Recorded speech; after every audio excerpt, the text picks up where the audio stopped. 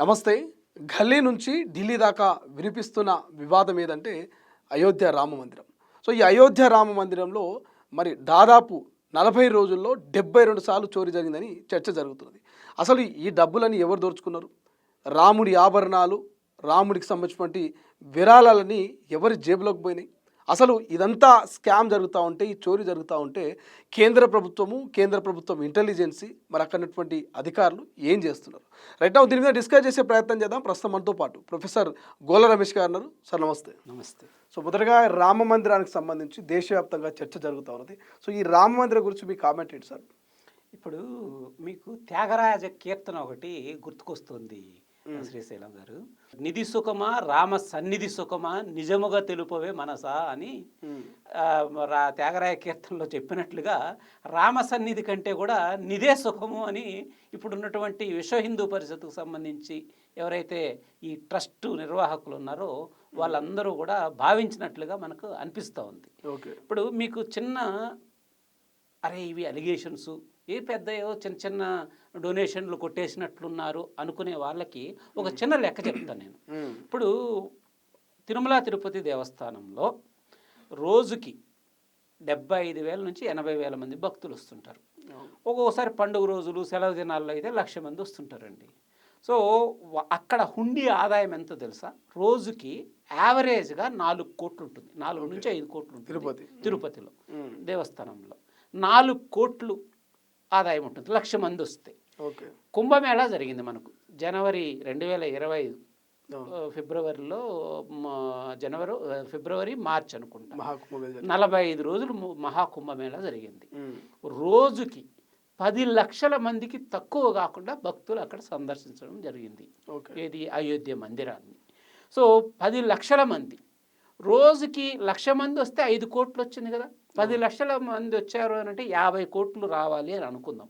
50 కోట్లు కూడా లేదు, అక్కడ కూడా 5 కోట్లే వచ్చింది అనుకుందాం. 1,00,000 బదులు 10 లక్షలు వచ్చినా కూడా అంటే 5 కోట్లు అంటే 45 రోజులకి 45 × 5 ఎంత కావాలా?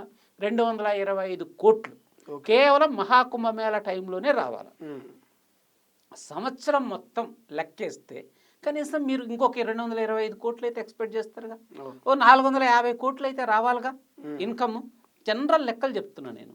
కానీ 2024-25 యాన్యువల్ రిపోర్ట్ కానీ ఈ రామ మందిరం ట్రస్ట్ రిపోర్ట్ కానీ మనం చూస్తే కేవలం 154 కోట్లు మాత్రమే డొనేషన్స్ ద్వారా ఈ డబ్బులు వచ్చినాయి అని వాళ్ళు రిపోర్టు ప్రొడ్యూస్ చేశారు. దీన్ని బట్టి మనకు అర్థం కావట్లేదా నిజంగా ఈ 200 కోట్లు ఏదైతే అందరూ చెప్తున్నారో కుంభకోణం జరిగింది అని, ఈ 200 కోట్ల రూపాయల కుంభకోణం జరిగింది అనేది ప్రతి ఒక్కరూ కూడా ఈజీగా ఎక్స్పెక్ట్ చేసేటువంటి విషయం. అదేవిధంగా మీకు ఇందులో బ్రిజ్భూషణ్ శరణ్ సింగ్ అని మీకు గుర్తుందా? బాక్సింగ్ వాళ్ళ అమ్మాయిల్ని సెక్సువల్ హెరాస్మెంట్ చేశారని అప్పట్లో బాగా ఈ సాక్షి మాలిక్ వీళ్ళందరూ కూడా అక్కడ ఢిల్లీలో జంతర్ మంతర్ దగ్గర నిరాహార దీక్షలు రకరకాల గందరగోళాలు జరిగి అతన్ని బాక్సింగ్ ఫెడరేషన్ చైర్మన్ నుంచి పీకేశారు. అతను 6 సార్లు ఎంపీగా గెలిచినటువంటి వ్యక్తి. బీజేపీ తరఫున 5 సార్లు, ఒకసారి సమాజ్వాదీ పార్టీ తరఫున. మొన్న కూడా అతనికి కాకుండా వాళ్ళ కొడుకు టికెట్ ఇప్పించుకొని కొడుకు కూడా గెలిచాడు. అలాంటి వ్యక్తి ఏమని చెప్పాడు అని అంటే, దీంట్లో చాలా పెద్ద పెద్ద వాళ్ళు ఇన్వాల్వ్ అయి ఉన్నారు, దయచేసి నన్ను వివరాలు అడగండి, నేను కష్టాల్లో పడతాను. ఇందులో కొన్ని కోట్ల రూపాయలు మీరు ఊహించినంత పెద్ద స్కామ్ జరిగింది, కానీ ఇది నాకు చాలా ప్రమాదకరమైన విషయం, నేను కానీ బయటకు చెప్తే టైం వచ్చినప్పుడు నేను చెప్తాను అని అన్నాడు. అంటే దీంట్లో నిజం లేకపోతే అంతటి వ్యక్తి చెప్తాడా? ఒకటి ఆలోచించండి. రెండోది, సంతోష్ దూబే అనేటువంటి ఒక కరసేవకుడు ఎప్పుడైతే బాబ్రీ మసీదు కూల్చినటువంటి ప్రధాన నిందితుల్లో ఎల్కే అద్వానీతో పాటు ఈయన కూడా ఉన్నాడు, సంతోష్ దూబే. ఆయన చెప్పింది ఏంటి అని అంటే, సుమారుగా 100 కేజీల వెండి, 100 కేజీల బంగారం అవి మిస్ప్లేస్ అయిపోయింది, వ్యానిష్ అయిపోయింది, డిజపియర్ అయిపోయింది. అదేవిధంగా కొన్ని కోట్ల రూపాయలు మిస్ అయినాయి. 1,250 వెండి ఇటుకలు, దేశంలో వివిధ ప్రాంతాల నుంచి వస్తే వెండి ఇటుకలు, ఆ 1,250 ఇటుకలకి ఏమాత్రం లెక్కలేదు, అవి ఎక్కడికి పోయినాయో తెలియదు అని చెప్పి ఆయన ఆరోపణ చేస్తున్నాడు. సో ఇది పక్కన పెడితే సాక్షాత్తు ప్రధానమంత్రి నరేంద్ర మోడీకి చీఫ్ సెక్రటరీగా ఉండి ఐఏఎస్ ఆఫీసరు రిటైర్ అయ్యి ఈ అయోధ్య రామ్ మందిర్ కన్స్ట్రక్షన్ కమిటీకి చైర్మన్గా ఉన్నటువంటి నృపేంద్ర మిశ్రా ఆయన మొన్న జూన్ 17వ తారీఖు ఇంటర్వ్యూలో చెప్పాడు, చాలా అవకతవకలు జరిగాయి ఇందులో, ఈ రెగ్యులారిటీస్ అన్నీ కూడా వాస్తవము. కానీ ఇప్పుడు నేనేమంటా సార్ అంటే ప్రధానంగా మోదీ ఈ రామ మందిరంలో చాలా ఇన్వాల్వ్ అయ్యాడు, చాలా ప్రతిష్టాత్మకంగా ఈ రామ మందిర నిర్మాణం జరిగింది. సో అటువంటిది ఒక మోడీకి ఇంటెలిజెన్స్ ఉంటుంది, వ్యవస్థ ఉంటుంది, అధికారులు ఉంటారు, స్థానికంగా ఉన్నటువంటి ముఖ్యమంత్రి, ఆ ప్రభుత్వం, ఇవంతా ఒక వ్యవస్థ ఉంటుంది. ఈ వ్యవస్థను కాదని వ్యవస్థకు కళ్ళు కప్పి మరి ఇంత పెద్ద స్కామ్ జరిగితే కేంద్ర ప్రభుత్వం ఎట్లా చూస్తూ ఊరుకుందనుకుంటారు, ఎట్లా అనుకోవచ్చు మనం? ఇప్పుడు స్వామి అవిముక్తేశ్వరానంద సరస్వతిని జ్యోతిర్మఠ్కి మఠాధిపతి ఆయనే చెప్పాడు. ఈ సిట్టు చెప్పిన తర్వాత సిట్టు వేశారు. అసలు జనరల్గా సిట్ ఎప్పుడు వేస్తారండి? మీరు ఏదైనా ఒక ఎఫ్ఐఆర్ ఫైల్ చేస్తే దాంట్లో నిజ నిర్ధారణ కోసం ఒక సిట్ని వేస్తారు. ఇక్కడ ఏమైంది, రివర్స్, సిట్ వేశారు. సిట్టు చెప్పిన తర్వాత కృష్ణమోహన్ అనేటువంటి ట్రస్ట్ సభ్యుడు ఎఫ్ఐఆర్ బుక్ చేయించాడు. దాంతో 8 మందిని అరెస్ట్ చేశారు. సరే, మీరు అంటున్నారు కదా ఇంత పెద్ద వ్యవస్థ ఉంది, దీంట్లో ఎట్లా ఒకతొకలు జరిగేటువంటి ఆస్కారం ఉందని చెప్పి. సిట్లో వెలుగు చూసినటువంటి నిజాలు మనకి చాలా క్లియర్గా బయటకు వచ్చినటువంటి నిజాలు ఏంటి అని అంటే, 8 మందిలో ఎవడైతే ఒకడు లవకుశ్ మిశ్రా అనేటువంటి వాడు, ఈ అనుకర్ మిశ్రా అని చెప్పి వాడు, వీళ్ళిద్దరూ దగ్గర బంధువులు అనమాట. ఈ లవకుశ్ మిశ్రా వాళ్ళ ఇంటికి వెళ్ళి సిట్టు వెయ్యక మునిపే చెక్ చేస్తే వాడు ఇవి కౌడంగ్ కేక్స్ అంటారు కదా, పేడ పిడకలు, ఆ పేడ పిడకల కింద 10 లక్షలు దాచిపెట్టున్నాడట. తర్వాత అనుకల్ప్ మిశ్రా అనేటువంటి వాడు ఈ మందిర ట్రస్ట్లో పని చేయక మునుపు, వాడు క్యాష్ కౌంటింగ్ సంబంధించిన ఒక మెంబరు, పని చేయక మునుపు వాడు చాలా ఆర్థికమైనటువంటి ఇబ్బందుల్లో ఉండేటువంటి వాడు వాళ్ళ ఊరికి వెళ్తే ఇప్పుడు వాడు ఒక పెద్ద ఫామ్ హౌస్ కట్టాడు, 50 లక్షల ఫామ్ హౌస్, 65 లక్షల ఇల్లు కట్టాడు. ఇది కాకుండా ఇప్పుడు ఆల్రెడీ ఒక కారు ఉంది, ఇప్పుడు ఆ స్కార్పియో బుక్ చేయడానికి ఆల్రెడీ అడ్వాన్స్ ఇచ్చాడు అని చెప్పి చెప్తున్నారు. అంటే ఈ వీళ్ళందరూ కూడా ఇంత క్లియర్గా బయటకు వచ్చినాయి. వీళ్ళని పెట్టింది ఎవరు? టిన్ను బాయ్ అనేటువంటి మన చంపత్ రాయ్ అనే అతను విశ్వ హిందూ పరిషత్తు ఈ ట్రస్ట్కి జనరల్ సెక్రటరీ. సో మోడీ ఏ విధంగా అయితే ఈ అయోధ్య రామ మందిరాన్ని భుజాల మీద కేసుకున్నాడో, ఈ చంపత్ రాయ్ కూడా అండర్ గ్రౌండ్ వర్క్ చేశాడు, ఒక అండర్ కరెంట్ లాగా పనిచేశాడు. అందుకే అతన్ని విశ్వ హిందూ పరిషత్ తరఫున జనరల్ సెక్రటరీ చేశారు ట్రస్ట్కి. అతని యొక్క ఎక్స్ డ్రైవరు ఈ టిన్నుబాయ్.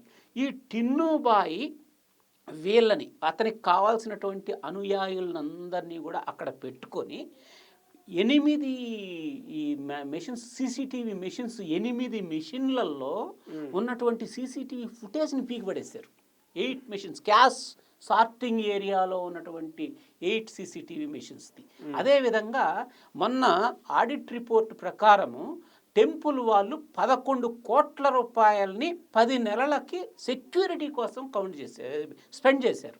కానీ 45 రోజుల కంటే కూడా ఎక్కువ ఉన్నటువంటి సీసీవీ ఫుటేజ్ అక్కడ లేదు అసలు. అదేవిధంగా టెంపుల్కి 11 ద్వారాలు ఉంటాయి శ్రీశైలం గారు. ఈ 11 ద్వారాల్లో భక్తులు ఎంటర్ కావడానికి 3 ద్వారాలు ఉంటాయి.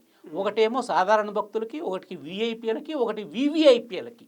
ఈ వివిఐపీల్లో వచ్చేటువంటి ఎవరైతే ఉన్నారో వెహికల్స్ ఉంటాయో వాటికి ఇతను ఉన్నాడు కదా ఎక్స్ డ్రైవరు, మన చంపతరా ఎక్స్ డ్రైవరు, అతను టిన్నుబాయ్, అతను చెప్తే, అదేవిధంగా ఆ క్యాష్ కౌంటర్లో ఉన్నటువంటి వాళ్ళు ఎవరు ఫోన్ చేసి చెప్పినా ఈ వెహికల్స్కి ఏమీ పాస్ లేదు, చెకింగ్ లేదు, ఏం లేదు, లోపలికి పంపించేసేయడం. ఇప్పుడు ఎస్ఐ స్పెషల్ ఇన్వెస్టిగేటింగ్ టీం కూడా అసలు డిజిటల్గాను ఫిజికల్గా ఉన్న వెహికల్స్ ఎవరు వచ్చారు ఏంటి అనేది 2 టాలీ చేసుకుంటున్నారు.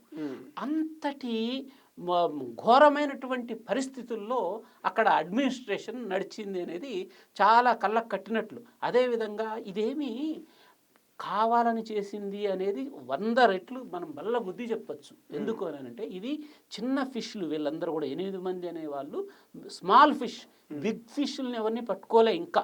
ఈ రోజు జస్ట్ ఒక 2 hours అసలు పట్టుకుంటారంటారా, లేకపోతే చిన్న వాళ్ళతోటే క్లోజ్ అయిపోతుంది? చిన్న వాళ్ళతోటే క్లోజ్ అయిపోతుంది, అందులో డౌటే లేదు. మీకు దీని మీద చెప్పాలంటేనండి కొన్ని 100 కోట్ల స్కామ్స్ ఉన్నాయి దీంట్లో. ఎందుకు అని అంటే మీకు నేనేమి ఆషామాషిగా ఈ మాట చెప్పట్లే. ఇప్పుడు నిర్మోహి అఖారా అనేది ఒక రిలీజియస్ ఆర్గనైజేషన్, అంటే ఒక హిందూ మత సంబంధానికి సంబంధించినది. 15వ శతాబ్దంలో రామానంద అనేటువంటి ఒక సాధువు స్థాపించినటువంటి సంస్థ. వాళ్ళకి దైవం ఎవరు అంటే డైరెక్ట్ శ్రీరాముడు, రాముడే వాళ్ళ దైవం. ఆ సంస్థ ఆరోపించింది అదేంటి, ఆ సంస్థ ఇంకోటి ఏంటి తెలుసా మీకు, అయోధ్య రామ మందిరము కోర్టులో, సుప్రీంకోర్టులో వేసిన దాంట్లో వీళ్ళే ప్రైమరీ లిటిగెంట్, ఫస్ట్ లిటిగెంట్. మీకు అలహాబాద్ హైకోర్టు ఫస్ట్ తీర్పిచ్చింది కదా ఈ రామ మందిరం మీద. ఏమని చెప్పింది అలహాబాద్ హైకోర్టు? 3 పీసులు చేయమన్నది. ఆ అయోధ్య రామ మందిరం ఉన్న ప్లేస్ని 3 భాగాలు చేసి, ఒకటి రామ మందిరానికి ఇవ్వమన్నది, ఇంకొకటి నిర్మోహి అఖారా సంస్థకి ఇవ్వమన్నది. ఎందుకంటే రాముడి యొక్క మొత్తం అదంతా కూడా మేనేజ్ చేసేది మేమే ఓనర్స్ అని వాళ్ళు వాదించారు. సో 2వ పీస్ అతనికి ఇవ్వమన్నది, 3వ పీసు ఆ వక్ఫ్ బోర్డుకి, ముస్లిమ్స్కి ఇవ్వమన్నది. 3 భాగాలు చేయమన్నారు. అంటే దాన్ని బట్టి మీరు చూడండి నిర్మోహి అఖారా అనేది ఎంత గొప్ప సంస్థ అనేది. వాళ్ళు సుప్రీంకోర్టులో వాళ్ళే ప్రైమరీ లిటిగెంట్ అనమాట.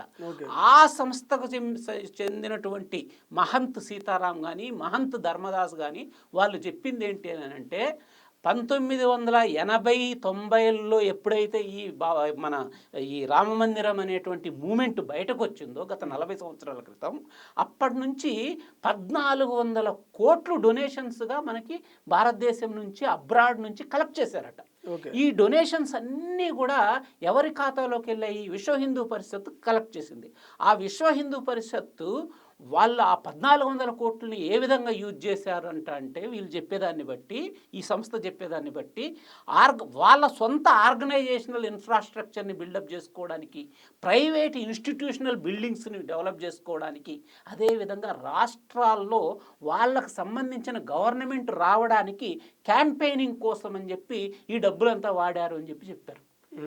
ఒక అంత పెద్ద సంస్థ, ఇంత ఇంపార్టెంట్ సంస్థ. అదే కాకుండానండి అయోధ్యలో ఇప్పుడు జరిగినటువంటి స్కాము ఏదో పవన్ పాండే, మన ఎంపీ ఎవరైతే ఉన్నారో పవన్ పాండే, అతను 7-7.5 కోట్లు స్కామ్ అని చెప్పి బయటకు వచ్చాడు. తర్వాత ఆ క్యాష్ కౌంటర్లో ఒక అకౌంట్స్ ఇన్ఛార్జ్ అతను ఒక యూట్యూబర్ వీడియో చేశాడు, అకౌంట్స్ ఇన్ఛార్జ్ బయటకు వచ్చేసాడు జాబ్ వదిలిపెట్టి. అతన్ని ఎంక్వైరీ చేసేటప్పుడు ఇది బయటకు వచ్చింది. ఏంటంటే ఈ క్యాష్ కౌంటర్లో చాలా ఇవి జరుగుతున్నాయి, దారుణాలు జరుగుతున్నాయి, నేను కొంతమందిని పట్టుకున్నాను అని చెప్పి అతను యూట్యూబర్కి చెప్పాడు. ఆ యూట్యూబర్ని చూసిన తర్వాత ఈ పవన్ పాండే చెప్పాడు, తర్వాత ములాయం సింగ్ యాదవ్ కూడా దీని మీద స్టార్ట్ చేస్తే ఇంత పెద్ద ఇష్యూ అయింది ఇదంతా కూడా.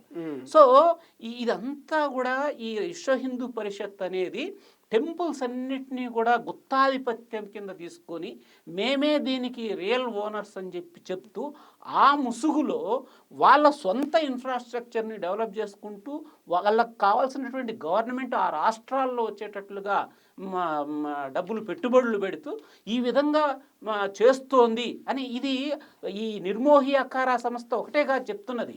ఈవెన్ మీకు బజరంగ్ దళ్ ఫిరోజాబాద్ ఎంపీ వినయ్ కటియార్ అదే చెప్తున్నాడు. అదేవిధంగా ఈ బీజేపీలో రజనీష్ సింగ్ అని సీనియర్ లీడరు, అతను అదే మాట చెప్తున్నాడు. ఈ విశ్వ హిందూ పరిషత్ అనేది టెంపుల్స్ అన్నిటినీ కూడా టేక్ ఓవర్ చేసేస్తుంది, ఇలాంటి స్కాండల్స్కి పాల్పడుతుంది అని చెప్పి వాళ్ళు చెప్తున్నారు. సో ఈ రోజే మనం జస్ట్ ఒక 2 hours ముందే నేను న్యూస్ చూసే ఎన్డీటీవీలో. ఏంటి అని అంటే ఈ చంపత్ రాయ్కి అదేవిధంగా అనిల్ మిశ్రా అని చెప్పి నిన్న రిజైన్ చేశారు కదా, చంపత్ రాయ్ రిజైన్ చేశాడు, అదేవిధంగా అనిల్ మిశ్రా అని చెప్పి ఇంకో ట్రస్ట్ మెంబర్ రిజైన్ చేశాడు. వీళ్ళిద్దరితో పాటు గోపాల్ రాయ్ అని ఒక టెంపుల్ అడ్మినిస్ట్రేషన్ ఇన్ఛార్జ్ ఉంటాడు, ఓవరాల్ ఇన్ఛార్జ్. వీళ్ళ ముగ్గురికి కూడా నోటీసులు ఇచ్చారట, వీళ్ళ ముగ్గురిని కూడా విచారిస్తారట. సో మనం అసలు నాకు ఆశ్చర్యకరమైనటువంటి విషయం ఏంటి అని అంటే, శబరిమలలో గోల్డ్ ప్లేటింగ్, బంగారు పూత ఉన్నటువంటి ఈ టెంపుల్కి సంబంధించిన వాటిల్లో 4.5 కేజీల నుంచి 12 కేజీల బంగారం మిస్ అయిపోయిందని చెప్పి ఆరోపణలు వస్తే హైకోర్టు సువోమోటోగా తీసుకొని ఇప్పుడు అక్కడ ఓ పెద్ద ఎంక్వైరీ నడుస్తుంది. మొత్తం అంతా ఈడీ అందులోకి ఇన్వాల్వ్ చేశారు, విజిలెన్స్ అథారిటీస్ని చేశారు, స్పెషల్ ఇన్వెస్టిగేషన్ టీంని ఇన్వాల్వ్ చేసి హైకోర్టే నేరుగా పర్యవేక్షిస్తుంది. మరి కొన్ని కోట్ల మంది మనోభావాలకు సంబంధించినటువంటి అయోధ్య రామ మందిరం కేసులో సుప్రీంకోర్టు ఎందుకు ఇన్వాల్వ్ అవ్వట్లేదు? అదేవిధంగా ఈ ఆపోజిషన్ లీడర్స్ ఏదైనా తప్పు చేశారు అని అంటే మేఘాల మీద రెక్కలు కట్టుకొని వాలిపోయేటువంటి ఈడీ ఏమైంది, సిబిఐ ఏమైంది, నా కావుంగా నా కానే దొంగ అని చెప్పి మోడీ గారు 2014లో కరప్షన్ని కూకటి వేలతో పెగిలించి వేస్తానని చెప్పినటువంటి నరేంద్ర మోడీ గారు ఇంత పెద్ద ఇష్యూ 2024 జనవరి 22వ తారీఖున ఆయన స్వయంగా ప్రాణప్రతిష్ఠ చేసినటువంటి ఆ రామ మందిరంలో ఇంత పెద్ద ఇష్యూ జరిగి దేశమంతా అల్లకల్లోలమవుతుంటే ఒక్క మాట మాట్లాడారా? విశ్వ హిందూ పరిషత్ అశోక్ సింఘాల్ ఒక్క మాట మాట్లాడా? ఆర్ఎస్ఎస్ అధ్యక్షుడు మోహన్ భగవత్ ఒక నోరు విప్పాడా? అమిత్ షా గారు నోరు విప్పారా? అదే వేరే ఎక్కడైనా చూడండి ఇష్యూస్ ఏమైనా అయిందంటే ఈడీ సిబిఐలు వాలిపోయి ఇది 2014లో ఎట్లొచ్చిందండి బీజేపీ అధికారంలోకి? స్కూల్ స్కామ్ గురించి, అదేవిధంగా 2G కుంభకోణం గురించి, అదేవిధంగా కామన్వెల్త్ గేమ్స్ గురించి ఈ స్కాములన్నింటినీ ఎవ్రీడే మీడియాలో టీవీల్లో ప్రసారం చేసి అదేవిధంగా ఊదరగొట్టి కరప్షన్ అంతా ఈ మొత్తం దేశాన్నంతా మింగేస్తుందని కదా వీళ్ళు వచ్చింది అధికారంలోకి. వీళ్ళు ఆ విధంగా వస్తే ఇప్పుడు ఏమైపోయింది? నిన్న ట్విట్టర్లో చూసాను నేను. ట్విట్టర్లో ఒక రాసుకొచ్చాడు ఒక చిన్న ఇది, రామ్ నామ్ జప్నా పరాయామాల్ అప్నా, అంటే రామనామం జపించండి పరుల ఆస్తి కాజేయండి. అది కాస్త ఇప్పుడు ఎలా తయారైందంటే రామ్ నామ్ జప్నా రామ్ మందిర్ కా చందా అప్నా, రామ్ మందిర్ చందాని తినేసేయండి అని చెప్పి. ఇప్పుడు బాధ్యత లేదా కేంద్ర ప్రభుత్వానికి? ఎంత దారుణం అంటే ఈ టెంపుల్స్లో సరైనటువంటి అంటే దేవుణ్ణి ఓట్ల కోసం వాడుకుంటారు, ఇప్పుడు నోట్ల కోసం వాడుకుంటున్నారు. రాముణ్ణి తీసుకొచ్చిన వాళ్ళని అధికారంలోకి తీసుకొద్దామని చెప్పి అప్పుడు 2024 ఎలక్షన్స్ అప్పుడు వచ్చినటువంటి వీళ్ళే మరి ఇప్పుడు రాముని సొమ్ముని తిన్న వాళ్ళని అధికారం నుంచి దించేద్దామని చెప్పాలా? దిస్ ఇస్ ఆల్ వెరీ ఘోరమైనటువంటి అడ్మినిస్ట్రేషన్, మతం ముసుగులో జనాలని దోచుకోవడమే అనేది నా ప్రగాఢ అభిప్రాయం. మీరు గతంలో చూసుకుంటారు రామ మందిర్ ఓపెనింగ్ లో మోడీ రాముడి వేలును పట్టుకొని మందిరంలోకి తీసుకుపోతున్నట్టుగా కొంత బీజేపీ వాళ్ళు ఏ ఫోటోలు వీడియోలు రిలీజ్ చేసిన సందర్భాలు ఉన్నాయి. సో దాని గురించి ఈ సందర్భాన్ని బట్టి ఏమైనా కామెంట్ చేస్తారా మీరు? ఇప్పుడు ఏదైనా సరే ఇప్పుడు ఆ బీజేపీ 40 సంవత్సరాలుగా 2 సీట్ల నుంచి ఇన్ని సీట్లకి, అంటే లాస్ట్ టైం 300 సీట్లు, ఈసారి 200 చిల్లర సీట్లకి వచ్చింది అని అంటే కేవలం ఈ రామ మందిరాన్ని ఉద్యమాన్ని ముందు పెట్టుకునే వచ్చింది. అలాంటి ఇంత పెద్ద మూమెంట్లో స్వయంగా మోడీ గారే భుజస్కంధాల మీద మోసినటువంటి ఇలాంటి మందిరంలో ఇంత పెద్ద కుంభకోణం జరిగితే ఇది కేవలం డొనేషన్లను కొట్టేసి ఈ అసలు క్యాష్ సెక్షన్లో ఏం జరిగిందో తెలుసా మీకు? అది ఎట్లా జరిగిందంటే ఇప్పుడు 500 రూపాయల నోట్ల కట్టల్ని ఎంచాలి కదా శ్రీశైలం గారు. ఆ 500 రూపాయల నోట్ల కట్టలో ఇంకొక 500 రూపాయల వాటిని చొప్పించేస్తారు. సో వెహికల్లో లోడ్ చేస్తారు. చేసిన తర్వాత బయటకు వెళ్ళిపోయిన తర్వాత ఆ 500లోంచి ఎక్స్ట్రా పెట్టిన ఈ 100-500 రూపాయల నోట్లు తీసేస్తారు. అప్పుడు బ్యాంక్ కౌంట్ చేసేటప్పుడు 10 కట్టలు 500 రూపాయల నోట్ల 10 కట్టలు అని చెప్పి చూస్తే సరిగ్గా సరిపోయినాయి. ఇట్లా ఒక చిన్న ఎగ్జాంపుల్ చెప్పిన మీకు. ఇట్లాంటివి ఇంకా ల్యాండ్ డీలింగ్స్ అయితే అసలు ఎవడూ కూడా దాని మీద ఎంక్వైరీ చేయట్లే. ఇదేదో స్పెషల్ ఇన్వెస్టిగేషన్ టీమ్ తోటి కుదరదండి.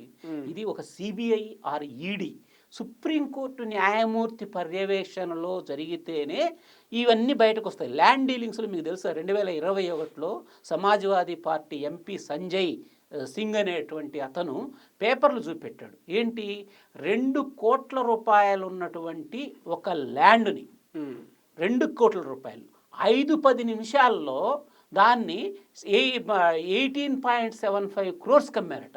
5-10 నిమిషాల్లో వేరే చోట నుంచి కొన్నారు, దాన్ని ట్రస్ట్ కమ్మారు. 2023లో ఇదే చంపత్ రాయ్ గారి పేరు మీద 1.73 crores ల్యాండ్ని 26.65 crores ల్యాండ్ను కొన్నది ట్రస్ట్. అంటే దీని మీద ఎంత వెస్టెడ్ ఇంట్రెస్ట్లు ఉన్నాయి. అదేవిధంగా 3 కోట్ల ల్యాండ్ని ఒకదాన్ని 23 కోట్లకి కొన్నది ట్రస్ట్. ఇట్లా ల్యాండ్ డీలింగ్స్లో అవకతవకలైతే ఇంక అసలు చెప్పలేమన్నమాట. ఇవన్నీ బయటకు ఎట్లా వస్తాయి, సామాన్యులకు ఎట్లా తెలుస్తాయి?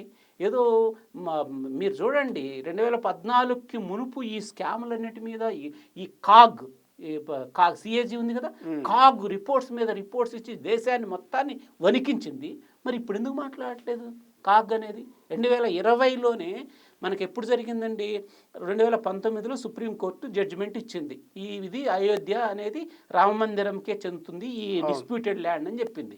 2020లో ఫిబ్రవరిలో ఈ ట్రస్ట్ ఫామ్ అయింది. 2020 ఫిబ్రవరిలో ట్రస్ట్ ఫామ్ అయితే 2020 నవంబర్లో ఒక ఆడిట్ జరిపారు.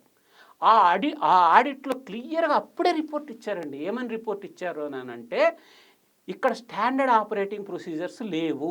క్యాష్ హ్యాండ్లింగ్కి కానీ ఇన్ కైండ్ డొనేషన్స్ అంటారు, అంటే కానుకలు, మనకు వచ్చేటువంటి కానుకలు, ఈ మన సిల్వర్ కానీ గోల్డ్ ఆర్నమెంట్స్ కానీ ఇవన్నీ, వీటికి సరైనటువంటి ఎస్ఓపి లేదు అని ఒకటి చెప్పింది. రెండోది, క్యాష్ హ్యాండ్లింగ్లో చాలా అవకతవకలు జరుగుతున్నాయి.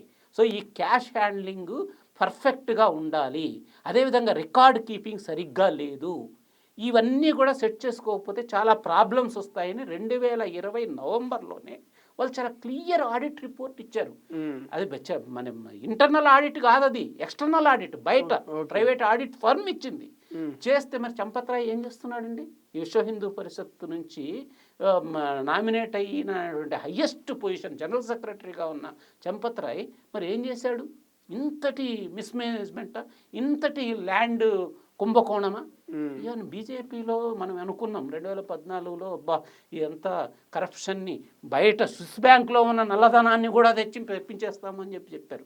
కానీ ఏం జరుగుతోంది వాస్తవానికి? మొన్న చూసారా, ఇది అయోధ్య గురించి మాట్లాడుతున్నారు.